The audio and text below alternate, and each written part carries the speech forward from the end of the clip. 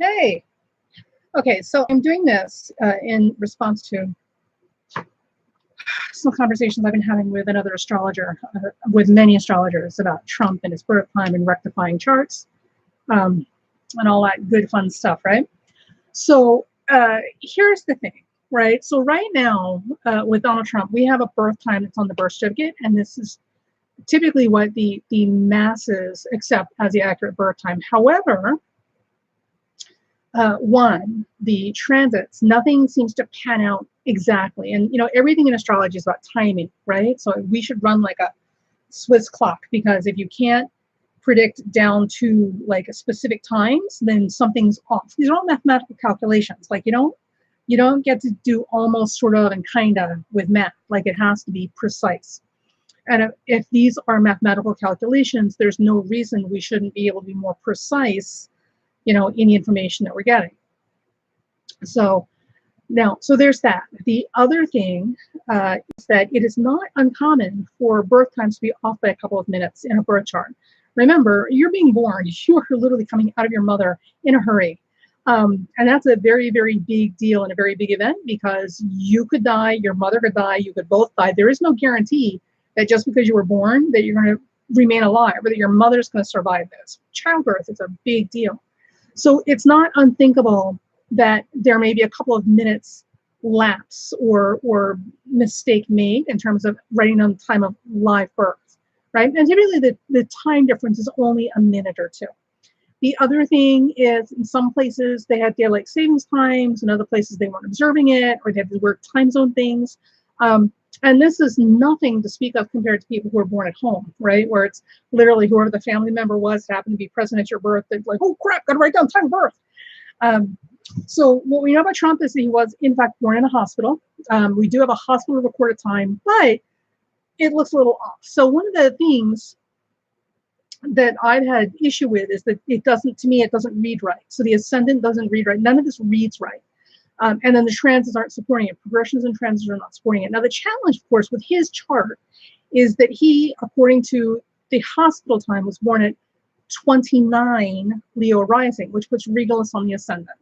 And the thing with 29 degrees is, in an astrology chart, there's technically no 30 degrees or 0 degrees. So what happens is when you hit the 30th degree of a sign, which is the very, very end of a sign, it's actually 30 or 0. So it's the same degree, just different notations.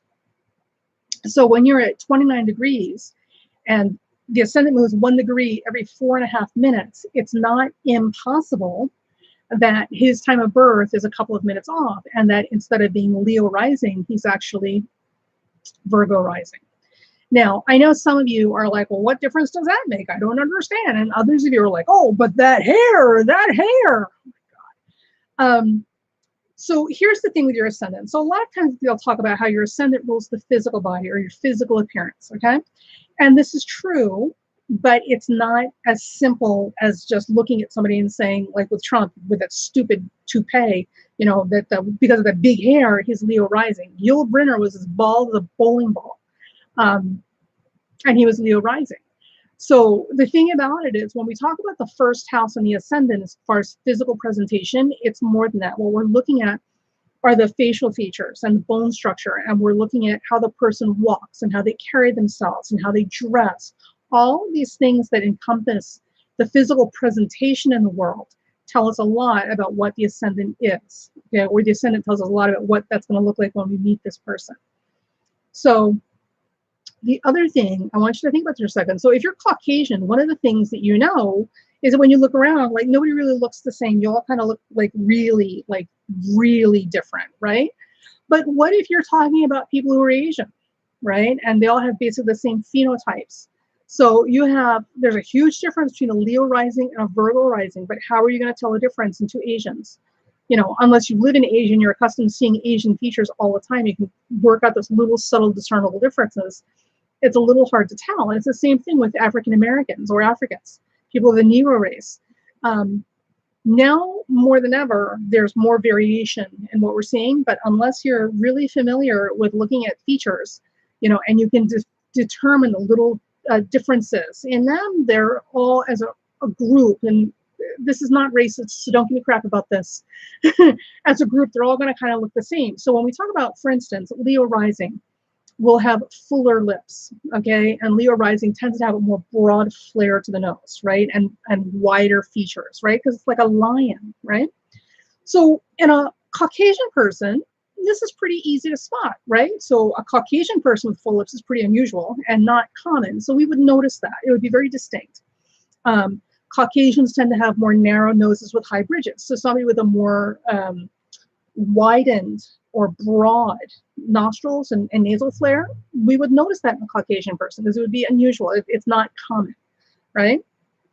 But what if you're dealing with an Asian person, right? So Asian people tend to have no bridge in their nose, and as a result of not having a bridge in their nose, the base, the nose will, for somebody who doesn't know what they're looking at, they don't live around Asians all the time, they're all going to look like they're broader and wider compared to Caucasian people.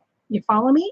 Full lips. Like, how are you going to determine full lips in, a Negro race if you're Caucasian? Because they all have full lips compared to you, or compared to Asians, right? Or most Asians. So this is why you can't just go on that type of stuff. Because honest to God, if that's all it took, every redhead on the planet would be Aries rising. Because, Mars, red, hair. Oh my gosh. So with our illustrious 45 in office, I say, and I will continue to say, that he is not Leo rising. He is, in fact, Virgo rising. So here's what happens. With Leo rising, the sun rules the chart. Whatever your ascendant is, not only does it give us an idea of what the physical presentation looks like and how you, hi Julianne, how you present to the world and how you dress yourself and your style, as it were. The ruler of your ascendant also gives us information about how you present, okay, and qualities that are inherent in your temperament and nature. So with Trump, with Leo rising, okay, we're going to have the sun conjunct Uranus in Gemini. Now, I know many of you, and see, and his chart is really good for practice because it's so tricky. So with the sun Uranus conjunct by itself, before we get into the sign Gemini, what we're looking at somebody who's usually very glib, the super salesman, right? And can talk to everybody at every level, up and down the social strata.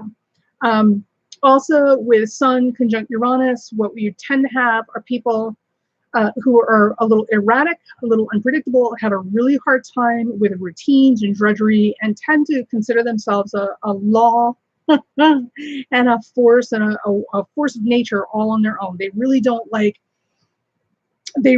playing by the rules, and often they make up the rules as they go along, or they bend them as they see fit, and they can rationalize anything. Sun Uranus conjunctions by themselves, regardless of sign placement, are extremely difficult to deal with, okay? So the other thing that people forget about a Sun-Uranus conjunction, especially as it applies to this particular person, that they're trying to make this fit, is all that erratic qualities and unpredictability, all those things are there, obviously, right? But the thing to understand is that a Sun-Uranus conjunction, remember, this is the planet Uranus. Planets overrule signs. So in terms of dominant expression, the planet first, the sign second, all right? So a Sun-Uranus conjunction, Uranus is the ruler of Aquarius. And what is Aquarius all about? Truth, brutal, unvarnished honesty. Aquarians, bless their hearts, they don't mean to hurt your feelings, but they really don't see any value in being dishonest. So they literally, unless they're sociopaths, typically most of them are the worst liars on the planet. And it's not because they don't have that skill, it's because they're uncomfortable with it because they don't like it. It goes against their thing, because Uranus is very principle driven. And Uranus is very much about the unvarnished truth. The last person you ever want to go to when you're feeling bad about yourself is an Aquarian or a strong Uranian, because they're not going to tell you, oh no, you look great. Like, they're going to tell you, well, you look like crap. And they don't mean to hurt your feelings. It's just that for them, being honest is the highest form of love and flattery, because you only lie to drooling idiots and kids, right? Yes, Santa Claus is real, and no, the bus will be here any second now.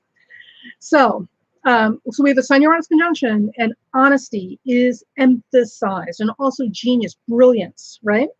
But remember, Uranus is the sign of science and technology. So where we would often see this Uranian bent is an obsession, like Elon Musk type of obsession with technologies, with the new cutting edge things, with science, all the nerdy, geeky, like moving us towards the future sort of stuff. This is very Uranian. And they're given to running experiments a lot on people, things. Uranians are tough. They're so tough. So there's that. None of this is what we're seeing with this particular person, okay? So now let's put the Gemini in here, right? So we would expect this erratic, unconventional, rule-breaking, social convention-defying, law unto itself, which so far sounds like him, right? The out-of-control, rebellious, overgrown teenager. But now we're going to put it in the sign of Gemini. So with that, it's going to emphasize those Gemini qualities. So what we should actually have, now think about this for a second. What we should actually have is not somebody who's glib as much as somebody who has the capacity to be brilliant or charismatic orator. He's not. He's not. This man is, I'm not completely convinced that this man is not functionally literate. I'm telling you, there's something going on there. He is not charismatic in his speech, and he is not brilliant. His vocabulary has been determined to be like the level of a 7th grader. He has a very difficult time maintaining a fluid train of thought. These are not the things that go with what we would expect with the Sun-Uranus conjunction in Gemini, ruling the chart. Remember, your chart ruler emphasizes this in your chart. So if the Sun rules your chart, your Leo rising, we should see that the brilliance of that Sun-Uranus Gemini conjunction in dazzling display. And we're not. We're seeing a lot of the negative or down or weak sides of it, right? Now, and it's not really a prominent quality. This is when we think of him, this is not what we think of, okay? So here's the thing. If we adjust the time a couple of minutes and we now make him Virgo rising, right? Virgo rising. So Virgo rising will give you typically more delicate or bird-like features. It will also, and these things are all in combination. So that in combination with his Venus-Saturn conjunction in Cancer, those two things together gives him that little pursed lip, like church lady thing that he does when he talks. That really judgmental, like church lady pursed lip thing. That is Virgo rising with Venus-Saturn conjunct in Cancer, right? So the other thing is with Virgo rising, because Mercury rules the ascendant, not the sun, what we would also look for is somebody who has, again, delicate bone structure, right? And if you look at him, ignore height, because height is relative. If you're Asian, you're typically not going to be 6 feet tall, and if you're, if you're African-American from specific tribes, you're not going to be a midget, right? So or African, some things you have to let go when you're trying to discern these things. However, bone structure is pretty clear, right? So if we look at this man, here's a telling tale. Look at the size of him. He is a huge frame, right? Because he's what, 6'3", something like that, and he's huge. Like he's just huge, right? Look at the bone structure in his face and in his hands. He's got little delicate bird features. Even his hands are little, small, delicate boned hands. These hands are disproportionately small and delicate compared to the frame that they're hanging on. If you look at the size of that bowling ball on top of his neck, compared to the actual size of his facial features, right, and how small and pinched and tight together in the middle they are, honey, that's not Leo rising. Leo wants to spread out, okay, and take up space and dominate the physical being. This is all Virgo rising, those little teeny tiny bird-like qualities, Virgo rising. And the other thing, this thing that he does with his fingers, like this, that's all Virgo. Virgo, that's all Virgo. That's not Sun, Uranus conjunct in Gemini, that's Virgo, okay? Sun, Uranus conjunct in Gemini would give him a nervous fidget, all right? So with a nervous fidget, we would expect to see him doing a lot of this, or like some kind of nervous tick, or even a facial tick. Like there would be some weird little quirky physical gesticulation that he would do as a nervous habit, especially when he's stressed. We never see that. And remember, with unconscious behaviors, no matter how well they train you, it's very difficult to train yourself out of that. It's going to pop up at some point. He's been in office long enough and on camera long enough. We've seen all of this. So it's very hard to hide something like that for this long with that many people watching you all the time. Now, with Mercury ruling the chart with Virgo rising, here's the thing. His Mercury, guess what? Squares Neptune. Guess what Neptune and Mercury square are? They're either an artist, okay, which clearly he's not, or, you ready? They're pathological liars. Mercury Neptune squares are extremely difficult to deal with because it represents the con man or the flim flam man. Because Mercury is our mind and our speech and our communications, and Neptune likes to, goose the truth a little bit here and there. They have a very flexible relationship with the truth. And with a Mercury squaring Neptune, it exaggerates those qualities. So there's this tendency to distort facts and information and play with the truth and details and constantly like Plato twisting stuff around because, it's convenient, whatever.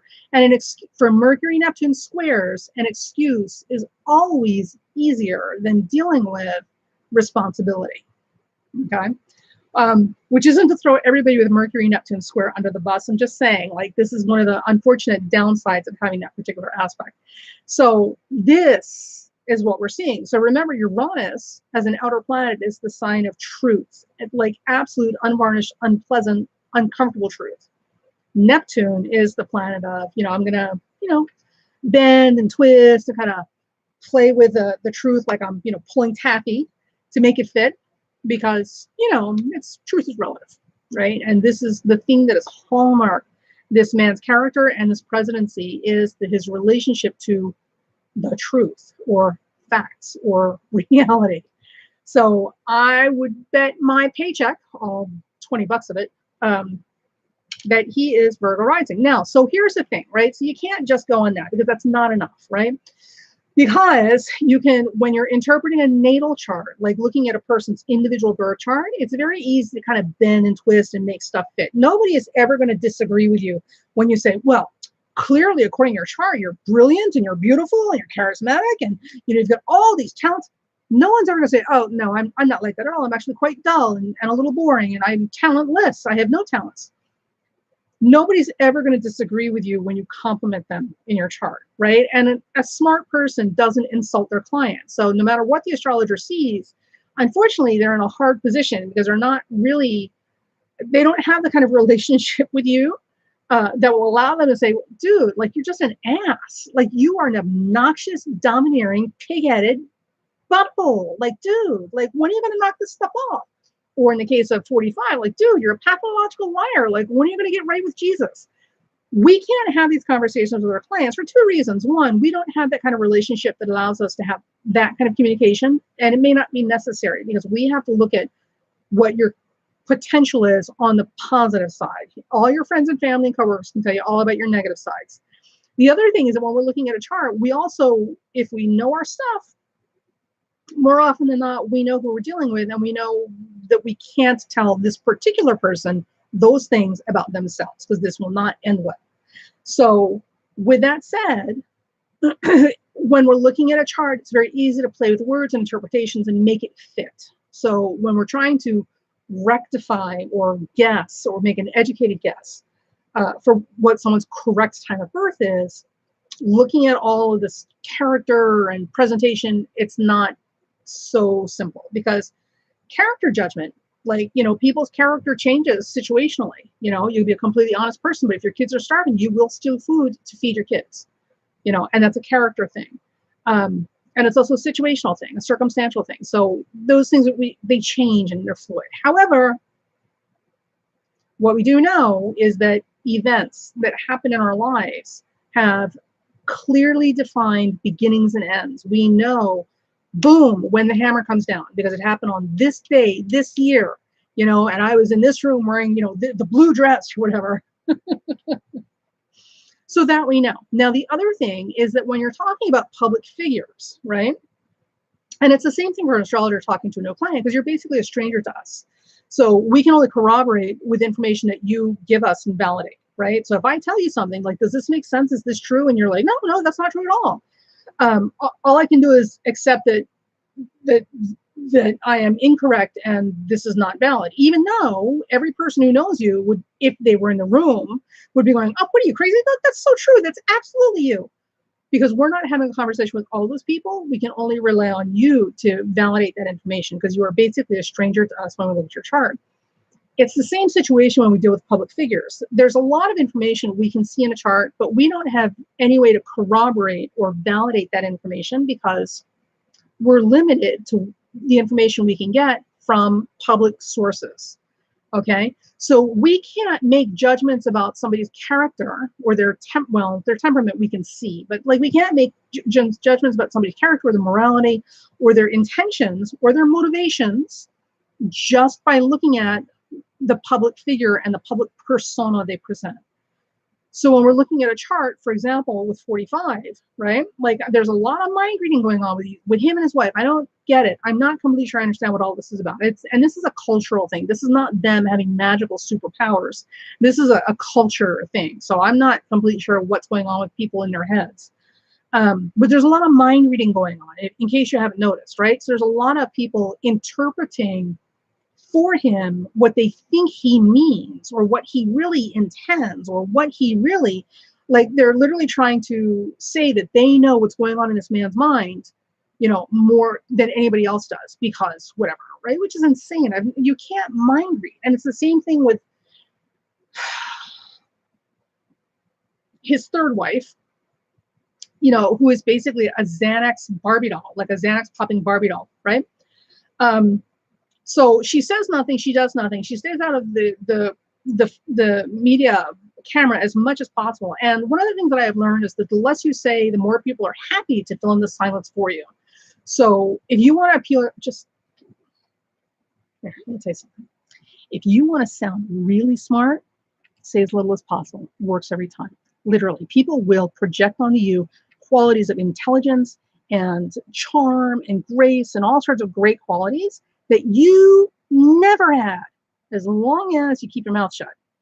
That's pretty much how it works. And if you're attractive, it works even better, right? So, you know, Melania has figured this out, which is why you never hear her talk, you know, ever. A few things she does say she borrows from other people. So, but you'll hear people go on and on and on as if they were reading her mind. Oh, you know, she's so, you know, victimized and clearly she's unhappy and, you know, she must hate him and, you know, she's trying to divorce him or she's afraid to leave him. Like mind reading. No, listen, I've seen her chart. I don't know her personally, but I've seen her chart. And let me tell you, she's had plenty of opportunity to lead and she doesn't go for a reason. And a lot of why she doesn't go has a lot to do with a loaded second house in her chart. Honey, girlfriend, it's all about creature comforts for her soft behind. She's not going anywhere. Maybe in 2020, because there's a possibility that his marriage will come to an end in 2020. But before then, and up all this time along, no, there is no poor Melania, the abused wife. No, you just get over that nonsense. Just right.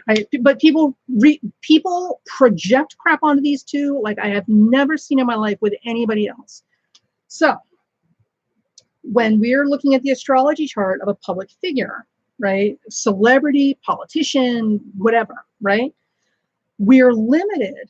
Remember this, we are limited to the information that is available from public news sources. So there's a lot of information that we're going to see in a chart that we're going to have a very difficult time validating or corroborating about their character, you know, and their motivations and their intentions, because that's not public source material. Like, no, people generally don't run around saying, you know, I'm completely motivated by greed and selfish blind ambition, and honestly, I'm just here because my true intention is pretty much to rob the piggy bank at your expense.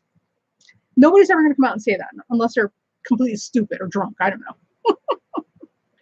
So with that said, okay, when you're trying to find the correct time of birth, when you're looking at the ascendant, because the ascendant is the physical you, the most important aspect or point on your chart is your ascendant, because it is that moment in time when you come into physical existence in the world. That is the most sensitive, personal part of your chart. And because it's personal, there's a lot we can't see, right?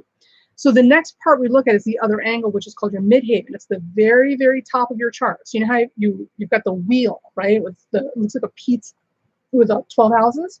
That there's the line that runs east to west, that's the ascendant, and the descendant. Okay, and this literally represents sunrise and sunset. So as the sun rises on the eastern horizon, the moment the sun crosses, that's considered the ascendant. And as the sun sets on the other side, it's coming down. The minute the sun hits that horizon and starts to go below, that's the descendant. So that north-south or up-down line is what they call the midhaven. And the nadir, also known as the medium coeli or the imium coeli, which is top and bottom, I suppose. So the MC, or the medium coeli, or I just forgot the other name for it. Anyway, the MC, abbreviation MC. This is also a very, very sensitive point in your chart. Now, the thing to understand about your MC is that your MC is the publicly visible events in your life. So it has everything to do with your public status, your public reputation, and things that people can see. And this is where people get a little freaked out. So they're like, it took me forever to understand this because nobody was explaining it very well. So the ascendant is who you are. It's a very personal point that has a lot to do with your physical body and your physical existence, your direct existence. But that MC at the top of the chart, this is what other people see. So it's typically associated with your career or your profession because, surprise, that's what people can see. That's what people know about you from a distance, your title, your job title. It's also any changes in status, whether you're working or retired, whether you become, go from being a young woman to being a mother, to being a grandmother. All of these things involve 10th house activation because it's a change in social status, right? It's the most publicly visible part of your chart. So when you're trying to determine the time of birth. So we look at the ascendant for how does this person present physically? How do they walk? How do they talk? What are the rulers of the ascendant? And does this make sense, right? Do the aspects of and the planets and signs, the rulers of the ascendant show me? Does this make sense with what I'm seeing? Okay. And then from there, now we're going to look at timing. Then we go to the midhaven and say, all right, well, let's start looking at timing. Because if we have the correct time, then every time one of these sensitive points, the ascendant or the midhaven, gets triggered by a planet moving across it by transit or progression or solar arc direction, or pick any secondary, tertiary, or quaternary chart that some half-baked astrologer is going to pull out of their hat to make it sound like they know so much. Ooh, so complicated. Ooh. I'm sorry. I'm really annoyed with somebody right now, so I'm being a little snarky because they do this all the time. But basically, even with your basic transits, like literally where the planets are today, right? That list that changes every day. Even just using that without getting into the complicated calculations that go into making secondary and tertiary charts, that midhaven being triggered should show us some major event in life, right? Something we can publicly see if we don't live with this person. So with that said, because somebody was using, I would go find the post, but I don't want to embarrass them. But somebody was basically using Jupiter and Scorpio on the ascendant by progression to establish that Mike Pence, I'm going to do him in a little bit, had Scorpio rising, which is just complete. They're literally like, oh, the hair, that's why Scorpio rising. Ah. No. And then, of course, they went on to use a bunch of progressions and stuff to try and establish that, right? And all of it incorrect. Mike Pence, I would bet you my bottom dollar, I will bet you your sweet bippy, and I've got it written out, I'll read that to you too. Mike Pence is Taurus rising, and his wife, that wooden dummy that he's married to, she's probably a nice woman. She literally looks like a wooden dummy, like a training dummy. Not of the stupid variety, of the wooden doll variety, folks. I'm positive she is Scorpio. She is Scorpio or Scorpio rising. That woman is so freaking Plutonian. And there's some stuff there too. That's something to think about. So anyway, the time I have, if you guys want to practice at home and you want to set up a chart, if you can do that, the time I have for Donald Trump is 11:04 a.m. I don't care what time they're using. I have 11:04. And I'm gonna get into a little bit of this. The rest of this is on my Patreon page because it's a lot of writing. And if I read it to you, it's going to be overwhelming and confusing. So I'm going to just hit some highlights here. And if you really want to get into how this breaks down, you can go to the Patreon page and read it there. All right. So I had him as 11:04 a.m. right now. In the 11:04 chart, His progressed midheaven, remember at the top of the chart, is 0 Leo, and the ruler of the midheaven, which in this case would be the sun, is also 0 degrees. In this case, it's 0 Virgo, which is also in the 10th house. And this indicates a major life chapter and highly visible elevation in status or achievement in a person's life, often having to do with career, but not always, because the midheaven is always the publicly visible angle. And this is the progressed chart for when he was inaugurated. The most important event in this man's life was literally being inaugurated into the office of President of the United States, a free first world nation. That's a huge deal. And we need to be able to see this in his chart a couple of different ways. We need to be able to see it by transits. We need to be able to see it by progressions, and we need to be able to see it by solar returns and solar arcs. This thing is so huge, it should be showing up in every possible derivative chart we can put together, okay? In the rectified chart with 11:04 a.m. that I'm saying is his actual birth time, it shows up because we've got 0 degrees, not only on the midheaven, but on the ruler of the midheaven, also in the 10th house. And remember, the 10th house is the public house. Like, it's the highest position in your chart. This man was inaugurated into the highest position in the land. 0 degrees indicating fresh starts, brand new karmic cycles. Makes all kinds of sense, right? Now, here's the thing. In the hospital recorded birth time that everybody else is using for the day of the inauguration, ready? The midheaven in that chart is in the final degrees of a sign, in that case, Cancer, okay? And the final degrees of a sign, 27, 28, 29, like those last degrees of a sign, always indicate a conclusion or a resignation from a chapter in life. These are the degrees of retirement and closure of something, not achievement or elevation in public status. So when you're looking at a progressed chart and you see those final degrees coming up on one of those two angles, it's an indication that something is coming to an end. And you don't get to say that his old way of life is ending because he's becoming the president of the United States. Him becoming president of the United States is a brand new, huge beginning that supersedes everything else. So let's get off the yin-yang, splitting hairs, straw man arguments here. Like, he wasn't retiring from his businesses and handing his business over to his kids. That would have been a late degree midheaven, okay? It wasn't like he was, I don't know, 27, 28 to 9 degrees. What else is there other than retiring? Like, it wasn't like he was closing down a business and considering what to do with himself next. Like, he wasn't any of that. It wasn't like he was giving up his citizenship at another country that he was a citizen of and just continuing and establishing that he would commit to being a U.S. citizen, right? So trust me. So the final degrees on the midheaven in the original birth time, hospital recorded birth time, does not make sense. Now, Jupiter, the planet Jupiter, remains near the progressed ascendant in both of these charts because it moves slower than everything else. But it is still moving away from its conjunction and the potent manifestation it promises, because Jupiter has moved past the ascendant degrees. When you're looking at a progression, one of the things you're looking for are exact hits. Remember, this astrology is math, and I hate math, but I love astrology, so I suffer through it. Astrology is math, and this math is precise. Math is not almost sort of, or we'll just kind of wedge it in to make it fit. Math is exact and it's precise, and astrology is math. So with the ascendant, which is a mathematical calculation, and a progressed Jupiter, which is also a mathematical calculation, around the time that Jupiter was exactly on the ascendant, there should have been a powerful manifestation of the potential promised by that Jupiter. Something important, like life-changing important, should have occurred when Jupiter was on that progressed ascendant on progressed Jupiter.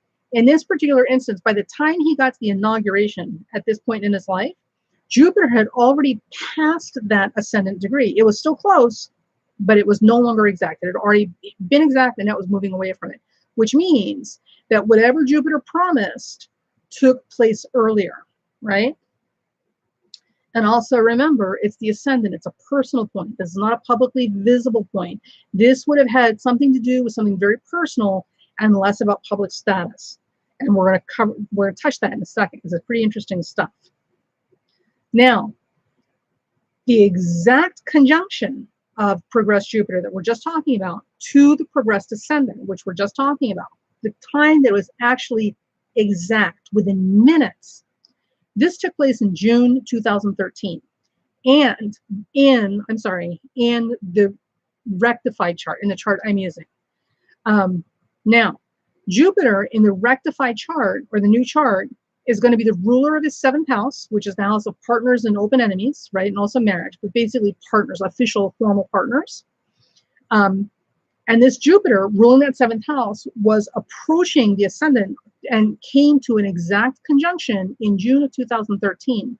So luckily, this guy tweets like a teenage girl, and we've got all sorts of stuff everywhere. And thank God for free pass, because we've got an archive, literally an archive of information at our disposal thanks to the internet. So the only thing, and the interesting thing that comes up in the month of June 2013 was from Donald Trump.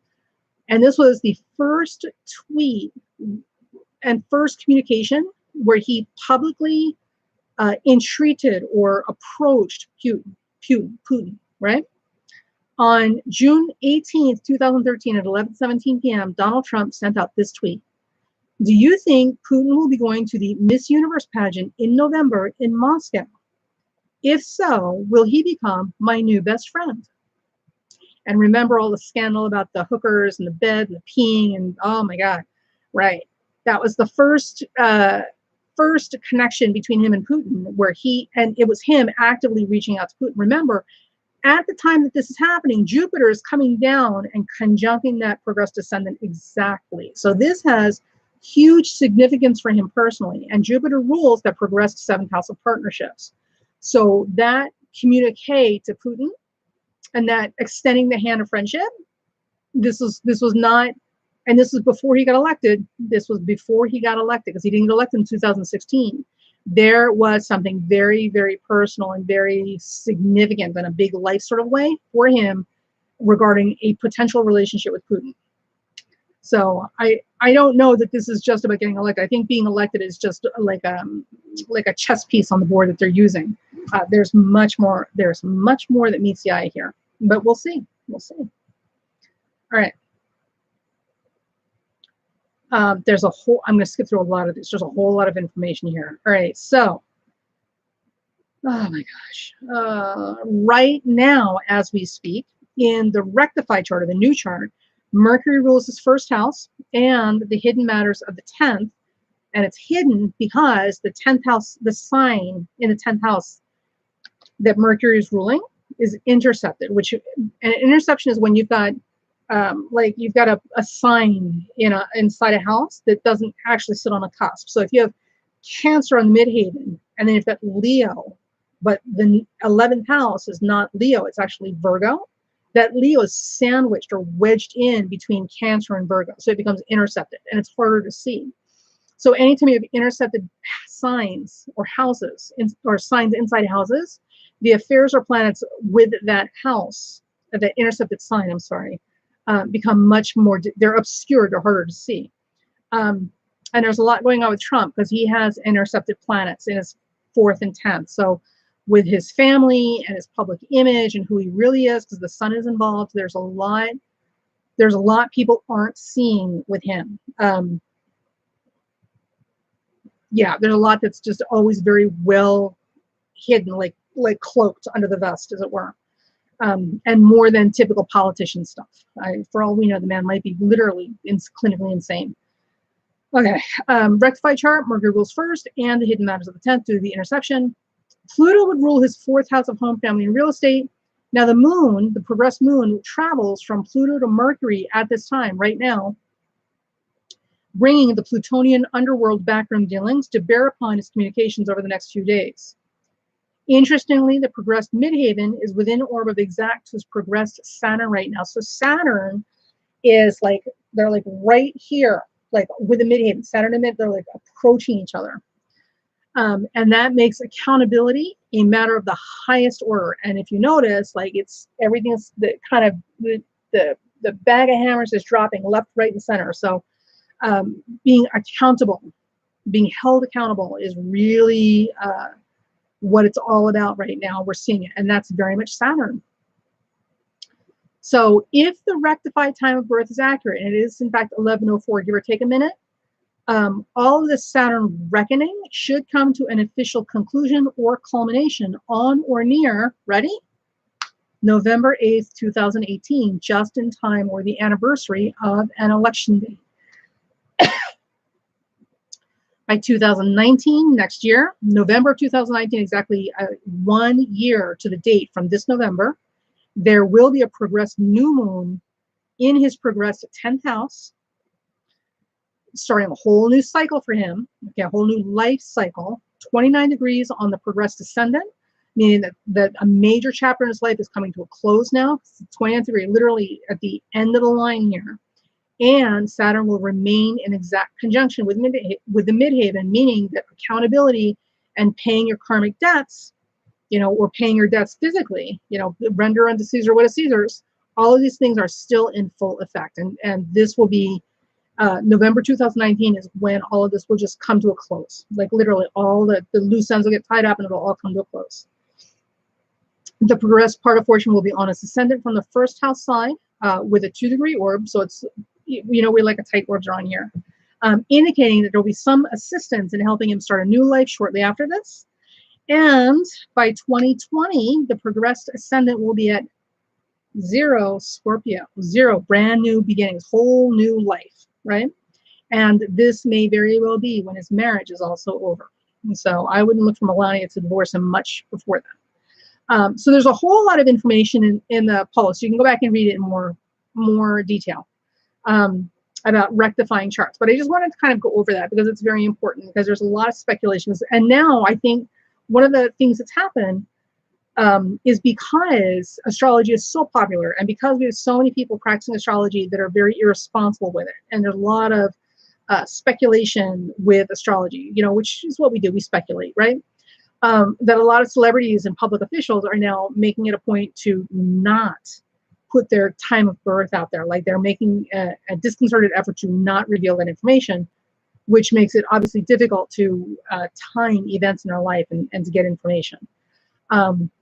Which means that rectification is going to be even more important, and rectification skills are tough.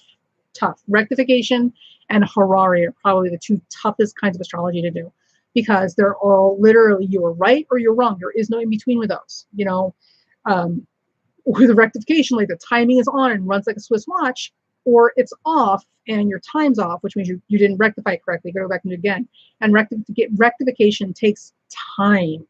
So for anybody who's ever done genealogy, like it's a very time-consuming activity, and there's a lot of details you've got to go through over and over. Like it just takes forever to get even the smallest amount of work done, because it's genealogy. And rectifying a chart is a lot like that. You've got a lot of stuff you have to comb through to actually get in, so you can find, narrow it down. Remember, you've got 360 degrees, and out of 360 degrees, you're trying to find one that's the right one. It's a lot. It's a lot. So, that's rectification. Horary is the business of using the astrology chart as an oracle, right? And being able to answer a question that way. So, for instance, like finding lost objects with a horary chart, like where are my keys? So you could theoretically cast an astrology chart for the moment the question is asked, and then from there you should, if you're good at it, you should be able to pick a direction, maybe the color's room, what it might be around, what type of fabrics, whatever. Like, it's just bizarre the amount of information that you can get from a horary chart. But again, horary is very much you're either right or you're wrong. There is no sort of kind of almost whatever. It was either where you said it was or it wasn't. So those were the hardest things to do in astrology, which is why people don't generally like to do them. Okay, so yeah, rectification is going to be a big deal moving forward. Unfortunately, I'm seeing a lot of people who are playing fast and loose with rectifying charts and then doing entire delineations or interpretations of charts without qualifying their guessing, and making sure that people understand that they're using an estimated time of birth, or doing, oh my God, just getting into a whole lot of predictions and stuff based on the time of birth they haven't even established as accurate because they haven't even done like a full, thorough investigation of the rectification. So, yada, yada, yada. I just want to share that all with you. So I wanted to give you guys, I want to give you some information. I'm going to do some stuff on Pence and Trump. And I'm going to do this because it's interesting because they both, if I'm not mistaken, Pence and Trump, Pence has Mars in Leo as well. Yes. So you have two gentlemen with Mars and Leo. And that's not an easy position for men to have with each other. It's very antagonistic and competitive. So I'm wondering how those two are getting along.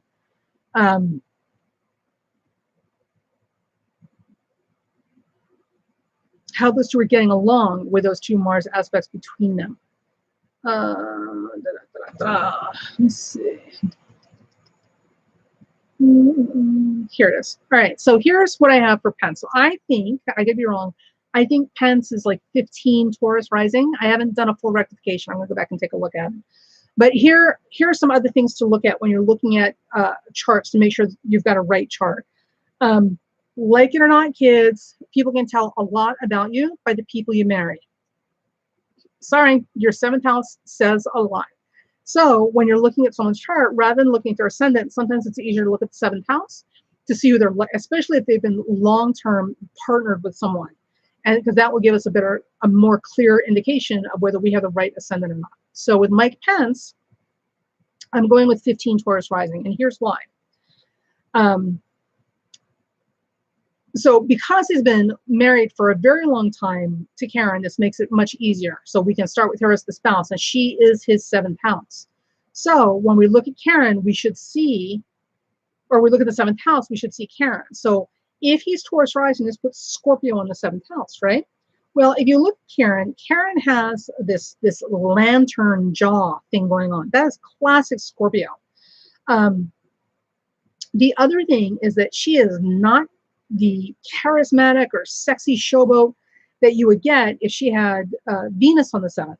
If he were, as this person suggests, if Mike Pence were actually Scorpio rising, that means Karen would be represented by Venus conjunct Mars in Taurus. Or no, I'm sorry, in Leo, because Taurus would be on the 7th house cusp.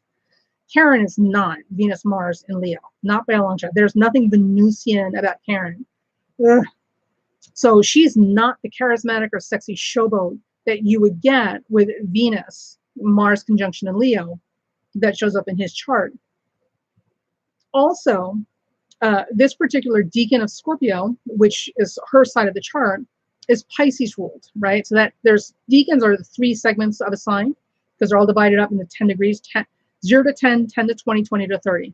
And at 15 Taurus rising, 15 Scorpios on the descendant, which represents Karen. And that particular deacon for Karen is ruled by Pisces. And Karen is both modest, very Piscean, to the point of being dull. She very much appears submissive on the surface, which is very Piscean, and she's a painter, again, very Piscean. So that makes more sense, right? Now, with that, either Mars pulls along Venus or Venus pulls along Mars when they're together, right? One dominates or the other. So as the 7th house ruler, in this particular case, because it's either Scorpio or Taurus, it's either Mars leads Venus or Venus leads Mars. We're saying that it's Scorpio on that 7th house, so Mars leads Venus in this conjunction. Now, if it were Taurus, if Mike Pence were actually Scorpio rising and Taurus ruled Karen, that means that her ruler would be Venus square Neptune. And with Venus square Neptune, we would have somebody who's more soft in appearance, more glamorous, and certainly much more delicate. And Karen is none of those things. She's very wooden, and she's not Stevie Nicks, feminine in presentation. You guys probably don't even know who Stevie Nicks is. But I don't know any modern pop stars that I can use as a reference, so you might have to look them up. Now, with Mars squaring Neptune, because Venus and Mars are conjunct, squaring Neptune in his chart, if he is Taurus rising with Scorpio on the descendant, and Scorpio is Karen's ruler in his chart, that means that Mars squaring Neptune is her signature in his chart, and that will give us someone with an almost like a masochistic passiveness or submissiveness. So Neptune diffuses the dynamism of Mars. So these folks, by the way, just, also make great spies because they're so easily overlooked in crowds because of their less than noticeable appearance and manner. And nobody can blend into the woodwork better than Karen. Like literally, she is so easy to overlook. Very Mars and Neptune. All right, and finally, this will put their mutually joined planets, Venus and Mars. Venus is the ruler of Taurus, which I think is his ascendant. Mars, the ruler of Scorpio, which I believe is her ruler in his chart, in his fourth house of nurturing parent. So that Venus-Mars conjunction with Taurus rising in Leo now goes down into the fourth house. So it goes into the fourth house of nurturing parent, and Sirius, the asteroid, will be on or more likely behind Mike's proposed ascendant in Taurus, which also corroborates with his penchant for referring to her as mother, which he does often, a lot, frequently, and in public. Yeah. And with, with Venus and Leo ruling him, with Taurus rising in these particular aspects, I can only imagine who the actual masochist is behind closed doors between these two. But, for religious reasons, of course. And that was just a little bit of comedy, so don't take it to heart. Don't read that in other people's charts. So that is a very brief that's a very brief walkthrough of rectifying a chart and like how to look at different things when you're looking at a chart. It's not simple. It's not, oh, look at the hair. It's got to be Leo rising. Look at the hair. God, I'm so sick of that. Anyway, so there's that. There's a lot of stuff going on. Things are really heating up at the White House. So interesting times ahead, and there's hope for humanity. And for those of you who are Trump supporters that watch videos because you don't read books or newspapers, please do not comment down below. I will delete your comments and block you. I don't want to hear it. Jesus. And they all are trying to learn astrology. I don't understand what that's about. That's a little scary. Anyway. So there's that. And I really want to do a chart of Pence and Trump. Now, here's the other thing I want you guys to think about also and keep in mind, right? So one of the things that happens, everybody's doing a lot of speculating about, oh, what's going to happen to Trump? Is he going to get impeached? Is he going to get impeached? What's going to happen? Right? And they're all focusing exclusively on Trump's chart. All right. So the thing is, though, when we talk about major life events, like cataclysmic life events, like a death, right? Or in this case, an impeachment, or even a relocation to another country kind of thing, or getting arrested and thrown in prison, whatever, like cataclysmic life events. Okay. These things will obviously show up in your own chart, duh, right?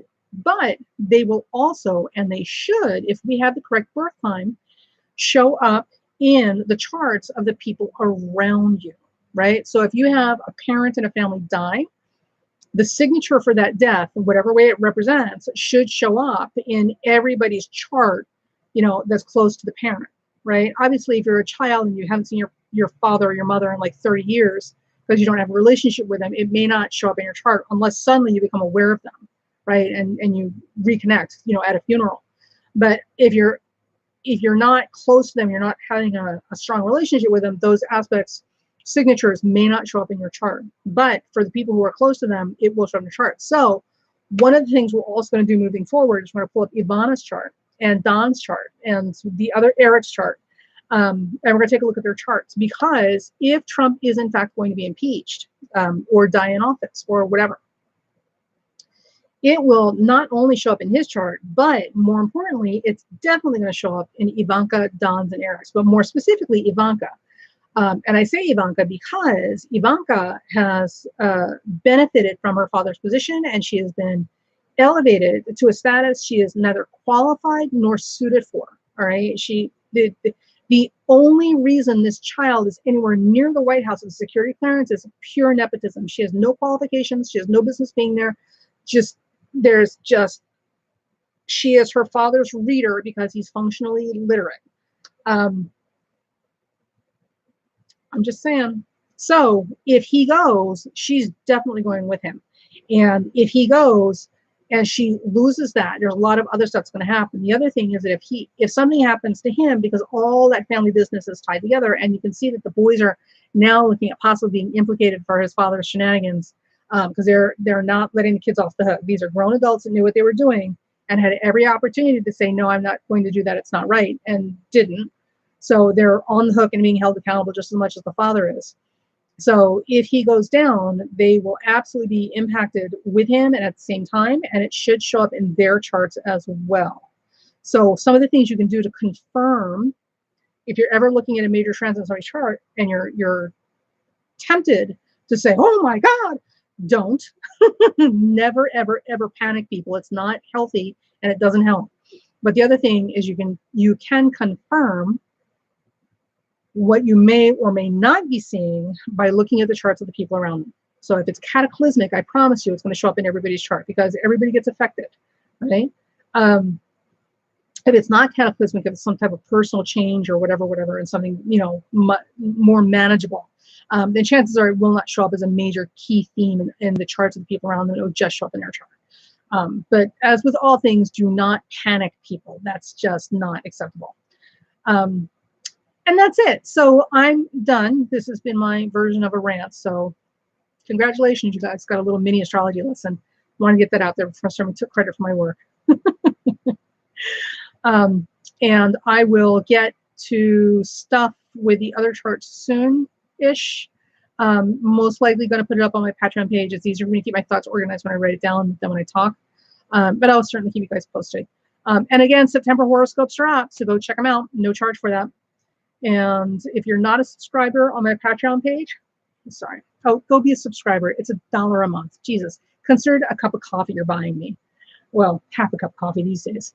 All right, I got to go and get some stuff done and try to take over the world here, or at least conquer my room. Bye.